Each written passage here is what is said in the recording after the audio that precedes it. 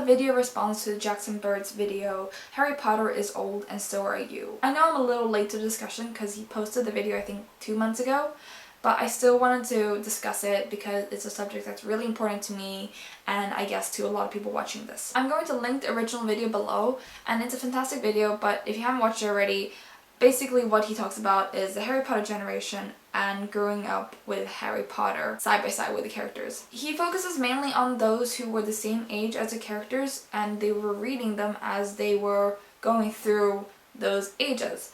But what I wanted to discuss is those who were born a little too late to fully experience that. And that was the case for me. I don't actually remember reading the books for the first time all that well because I think I was 8 or 9 or something, really young at least. And you know, memories fade, and especially when you're that young, you don't really remember everything. He talked a lot about being the same age as the characters as they were being released and as you were reading them.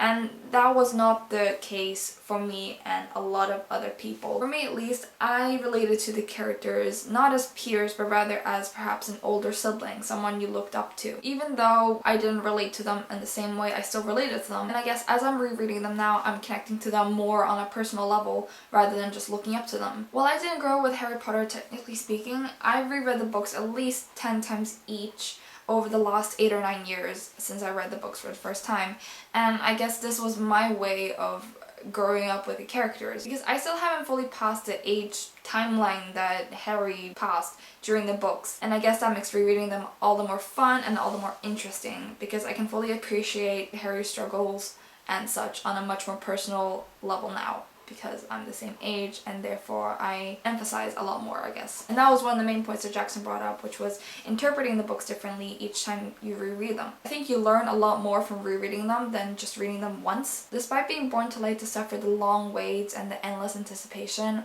or experiencing growing up alongside my favorite characters, Harry Potter is still so special to me. I've never been to a midnight book release and I only saw 2 films in the cinema, but that in no way disqualifies me from being a part of the Harry Potter fandom, or the Harry Potter generation as you call it. I read the series 1 year after the last book came out, but I still very much consider myself a part of the Harry Potter generation. And if you're in the same boat, if you're in a similar situation, or perhaps you're on the other end of the spectrum, perhaps you were in your 20s when you first read the series, if you want to be a part of the Harry Potter generation, then there is no reason why you shouldn't be. Till the very end, I hope you're happy.